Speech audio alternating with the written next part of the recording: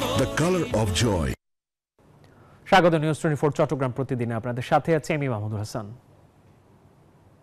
শব্দের আরেক নাম, একদম ইউনিক স্ট্রাকচারাল ডিজাইনের কসমিক ডোর। এর ওয়াল থিকনেস ও রিপ থিকনেস বেশি থাকায় থেকে 50 বছরেরও বেশি। কসমিক ডোর, নিশ্চিন্তে 50 বছর। শুধু রাজনৈতিক সাংস্কৃতিক ক্ষেত্র নয়, বরং দেশের প্রত্যেকটি সিস্টেমে পরোক্ষভাবে ভারতের আধিপত্যবাদ প্রতিষ্ঠিত বলে মন্তব্য করেছেন জাতীয় নাগরিক কমিটির মুখ্য সংগঠক সার্জিস আলম।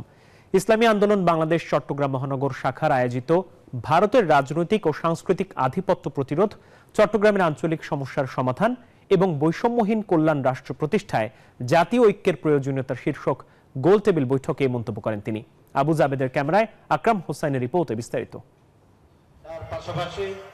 শনিবার দুপুরে ভারতের রাজনৈতিক ও সাংস্কৃতিক আধিপত্য প্রতিরোধ, চট্টগ্রামের আঞ্চলিক সমস্যার সমাধান এবং বৈষম্যহীন কল্যাণ রাষ্ট্র প্রতিষ্ঠায় জাতীয় ঐক্যের প্রয়োজনীয়তা শীর্ষক গোলটেবিল বৈঠকের আয়োজন করে চট্টগ্রাম ইসলামী আন্দোলন বাংলাদেশ।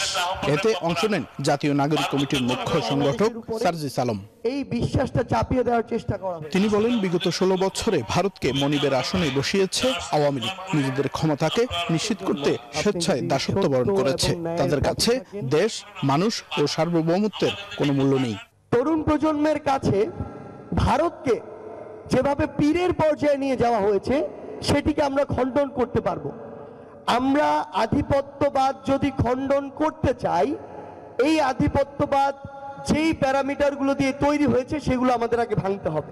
এ সময় জামাতে ইসলামীর চট্টগ্রাম মহানগর আমির শাহজাহান চৌধুরী বলেন, চট্টগ্রাম বন্দর এবং পার্বত্য চট্টগ্রাম নিয়ে গভীর ষড়যন্ত্র চলছে। এছাড়া সার্বভৌমত্ব নিয়ে নাক গলালে উপযুক্ত জবাব দেওয়ার হুঁশিয়ারি দেন নেতারা।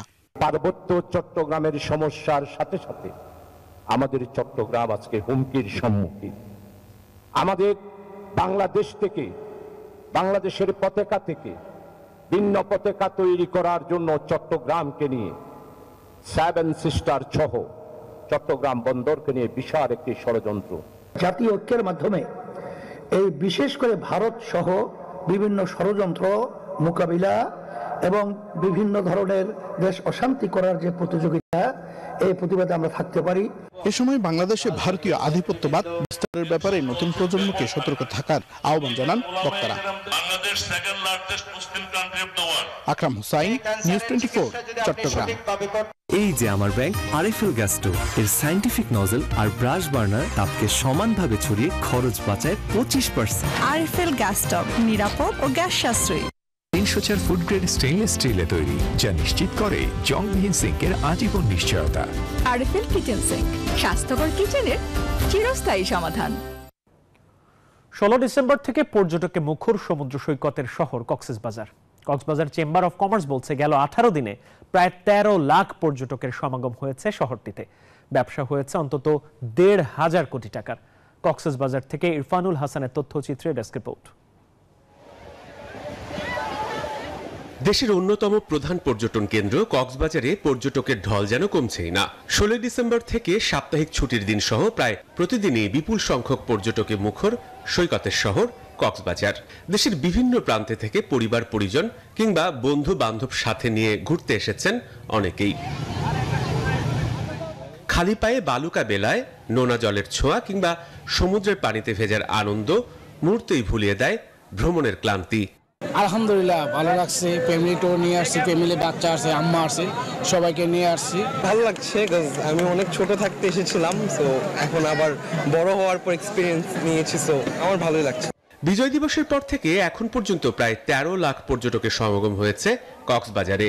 16 ডিসেম্বরের পর থেকে প্রায় 1,500 কোটি টাকার ব্যবসা হয়েছে বলে জানিয়েছে ব্যবসায়ীদের সংগঠন কক্সবাজার চেম্বার অফ কমার্স। 1,500 কোটি টাকার মতো একটা বিজনেস টার্নওভার হয়েছে। আমরা আশা করছি যে আগামীতে আরো পর্যটকের আগমন ঘটবে। বিপুল পরিমাণ পর্যটক সমাগম হওয়ায় খুশি হোটেল মোটেল ও পর্যটন ব্যবসায়ীরা।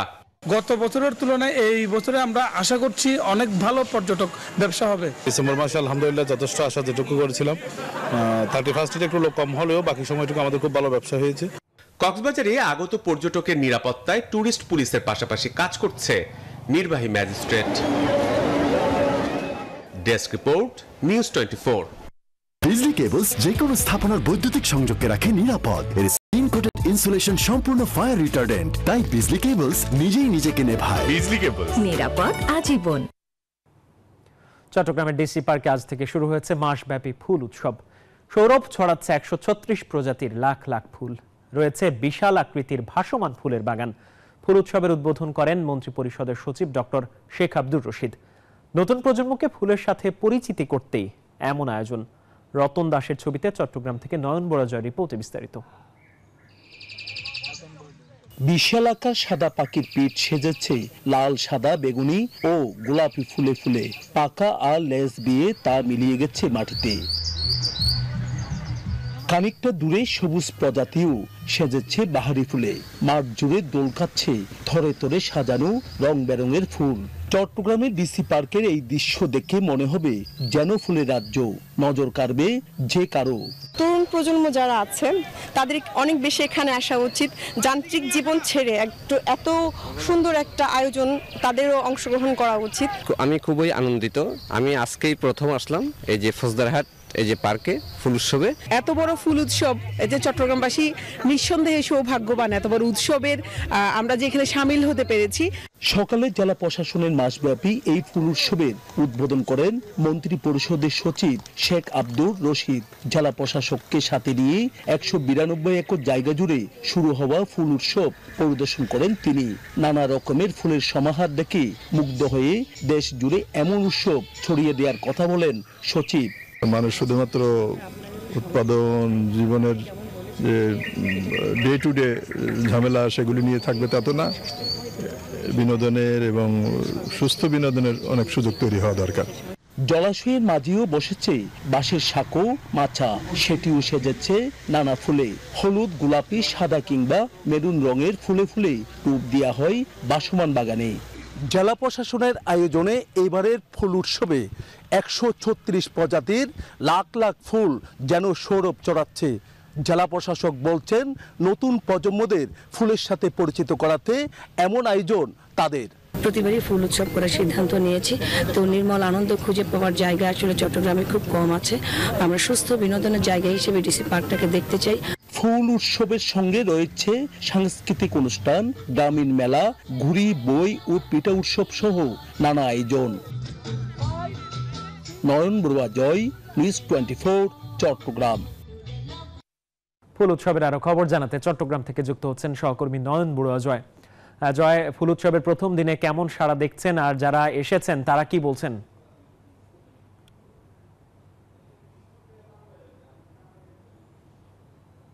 মামুত, আপনাকে এখন সন্ধ্যা পেরিয়ে কিন্তু রাত হচ্ছে। দেখতে পাচ্ছেন যে দর্শনার্থীদের ভিড় কিন্তু এখনো পর্যন্ত অনেক বেশি। আপনি দেখতে পাচ্ছেন যে লোকারণ্য বলা যায়। প্রতি বছর যে কয়েক বছর ধরে কিন্তু এসছে ফুল উৎসব এর আয়োজন করে জেলা প্রশাসন। এবারে তার কোনো ব্যতিক্রম আমরা দেখছি না। এখানে 136 প্রজাতির লাখ লাখ ফুল আছে। তো এই ফুলগুলো দেখার জন্য কিন্তু এখানে দর্শনার্থীরা ছুটে এসেছেন। বিভিন্ন জায়গা থেকে তারা ছুটে এসেছেন। একই সাথে শুধু ফুল উৎসব নয়, ফুল উৎসবের পাশাপাশি আমরা দেখছি সাংস্কৃতিক অনুষ্ঠান থেকে নিয়ে নানা আয়োজন রয়েছে। দেখতে পাচ্ছেন যে চলছে। তার কারণে যারা দর্শনার্থীরা এসেছেন তারা কিন্তু আনন্দে তারা কিন্তু মেতে উঠেছেন। আমরা দেখছি যেহেতু একটা বিনোদনের জায়গা হয়ে দাঁড়িয়েছে এই ফুল উৎসবকে ঘিরে। তবে যেহেতু প্রথম দিনে সবচেয়ে বেশি দর্শনার্থীদের ভিড় বেড়েছে। এক সময় কিন্তু যে দেখা যায় যে আগামীকাল আরও বেশি হবে বলে তারা মনে করছেন। এখানে যারা দর্শনার্থী আছেন তাদের সাথে আমরা একটু কথা বলতে চাচ্ছি। আপনার সাথে ফুল উৎসবে এসেছেন, কেমন লাগছে আপনার? হ্যাঁ, অনেক ভালো লাগতেছে। মানে বাচ্চাদেরকে নিয়ে ঘুরতে আসলাম, মানে অনেক মজা লাগতেছে। বাচ্চারাও অনেক মজা করতেছে। আমরা ওই যে বাংলা বাজার থেকে আমাদের পাশে পার্কটা। অনেক ধন্যবাদ। তো এই ছিল আমার এখানকার সর্বশেষ। ফিরে যাচ্ছে স্টুডিওতে মাহমুদের কাছে। জয়, আপনাকে ধন্যবাদ।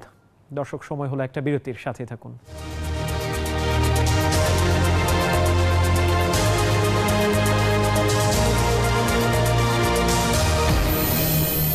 নুডলস খান নাই? তাহলে তো নুডলসই খান না। আবারও স্বাগত চট্টগ্রাম প্রতিদিনের সংবাদে।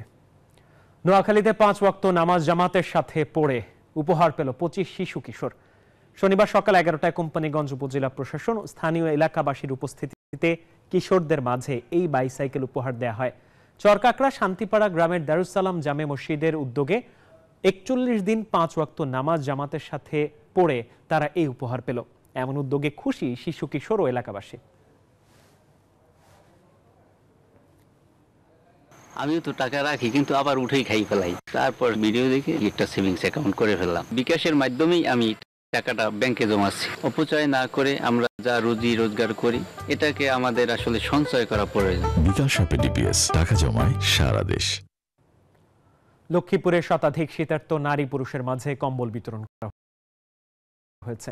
শনিবার দুপুরে জেলার কমলনগরের তোরাবগঞ্জ এলাকায় একটি স্বেচ্ছাসেবী সংগঠনের উদ্যোগে এ আয়োজন করা হয়।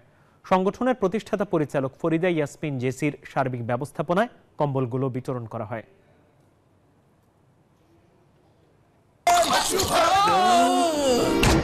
আমি এই চেয়ারে বসবো না। বাচ্চু ভাই, এই চেয়ারকে ভয় পেও না। ডেন্টিস্টের পরামর্শে নাও নতুন কোলগেট অ্যাক্টিভ সোল, যা দাঁতের সমস্যা শুরু হওয়া মাত্রই থামিয়ে দেয়। না থাকবে ব্যথা, না থাকবে ভয়। পাহাড়ে বাড়ছে শীত, তাই চাহিদা বাড়ছে শীত বস্ত্রের। দামে কম, মানে ভালো, এমন দোকানে লেগে আছে ভিড়। ব্যবসায়ীরা বলছেন শুধু শীত বস্ত্র বিক্রি করে এক মৌসুমেই সম্ভব কোটি টাকা আয় করা। ফাতেমা জান্নাত মুমুর তথ্যচিত্রে ডেস্ক রিপোর্ট। সমতলের চেয়ে পাহাড়ের শীতের দাপট থাকে একটু বেশি, তাই বেশিরভাগ মানুষের ভরসা গরম পোশাকের। শরীর উষ্ণ রাখতে জমে উঠেছে শীতবস্ত্রের কেনাকাটা। বেলা বাড়তেই রাঙামাটির অস্থায়ী কাপড়ের দোকানগুলোতে ভিড় বাড়তে থাকে। বড় কিংবা ছোট সব বয়সের নারী পুরুষ ও বাচ্চাদের কাপড় মিলছে এখানে। দাম তুলনামূলক কম হওয়ায় এসব দোকানে পছন্দের রং আর ডিজাইনের জ্যাকেট, সোয়েটার, হুডি বেছে নিচ্ছেন ক্রেতারা। মোটামুটি একটু দাম আছে অন্য বছরের তুলনায়, হ্যাঁ একটু কম প্রাইস হলে, কারণ দেশের যে অবস্থা একটু কম হলে সবাই কিনতে পারে। দোকানে একটু ক্রেতার ভিড় দেখা যাচ্ছে এবং আমিও আসছি আমার ওয়াইফের জন্য। এখন তো কাপড়গুলো মোটামুটি সাধ্যের মতো। এদিকে ব্যবসায়ীরা বলছেন শীত শুরুর পর থেকে জমে উঠেছে তাদের কাপড়ের ব্যবসা। চাহিদা থাকায় বেচা বিক্রিও ভালো। অনেক ভালো বিক্রি হইতেছে, বড়গুলো হইতেছে, ছোটগুলো হইতেছে। বেশিরভাগ জ্যাকেটের চাহিদা বেশি। বিক্রি করলাম প্রায় সকাল থেকে 4-5 টাকা এরকম হবে আর কি। আবার বিকালে আবার বেচাইছিলাম, বিকালে বেশি ভিড় পড়ে আর কি। পাহাড়ের নিম্ন আয়ের মানুষগুলোর একমাত্র ভরসা কম দামের এই সব অস্থায়ী কাপড়ের দোকান। চাহিদা পূরণ করতে কাপড়ের মান অনুযায়ী দাম নির্ধারণ করার দাবি সংশ্লিষ্টদের। Desk report, news 24। এলো instant milk powder happy cow, যেমন সাশ্রয়ী তেমনি পুষ্টিগুণে ভরপুর। আর এটা নিউজিল্যান্ডের গরুর দুধ। হ্যাপি কাউ, গরুর দুধের স্বাদ সবাই পাক। কুমিল্লা জেলা ব্রেড ও বিস্কুট প্রস্তুতকারক মালিক সমিতির ত্রিবার্ষিক নির্বাচন অনুষ্ঠিত হয়েছে। শনিবার নগরীর একটি হোটেলের সম্মেলন কক্ষে সকাল 10টায় শুরু হয়ে দুপুর 1টা পর্যন্ত বিরতিহীনভাবে চলে ভোট গ্রহণ। 5টি পদে ভোট গ্রহণ হয়। এতে মিজানুর রহমানকে সভাপতি ও মোহাম্মদ সেলিম আহমেদকে সাধারণ সম্পাদক হিসেবে নির্বাচিত করেন ভোটাররা।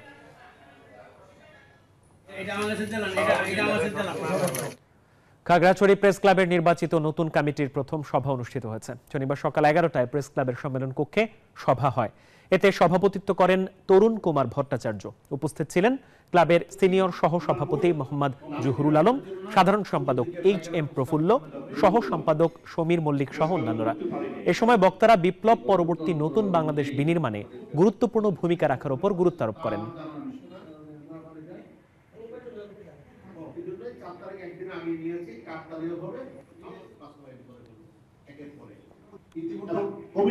আমরা 3 মাসে একবার করবো, আপনাদের জন্য ভালো করুক সে প্রত্যাশা করি। আমাদের কিছু শুনি। বাংলাদেশ জাতীয়তাবাদী দল চট্টগ্রাম মহানগরীর ব্যবস্থাপনায় আলহাজ আরাফাত রহমান কোকো স্মৃতি ফুটবল টুর্নামেন্টের চট্টগ্রাম অঞ্চলের খেলা অনুষ্ঠিত হয়েছে। দুপুরে নগরীর এম এ আজিজ স্টেডিয়ামে আয়োজিত 90 মিনিটের ম্যাচে লাল এবং সবুজ নামে দুটি দল অংশ নেয়। পরে সাংস্কৃতিক অনুষ্ঠানের আয়োজন করা হয়। এ সময় বিএনপি কেন্দ্রীয় কার্যনির্বাহী কমিটির চট্টগ্রাম বিভাগীয় সাংগঠনিক সম্পাদক মাহবুবুর রহমান শামীম, কেন্দ্রীয় নির্বাহী কমিটির সহ সাংগঠনিক সম্পাদক ব্যারিস্টার মীর মোহাম্মদ হেলাল উদ্দিন, কেন্দ্রীয় সহ সাংগঠনিক সম্পাদক হারুনুর রশিদ সহ অনেকেই উপস্থিত ছিলেন।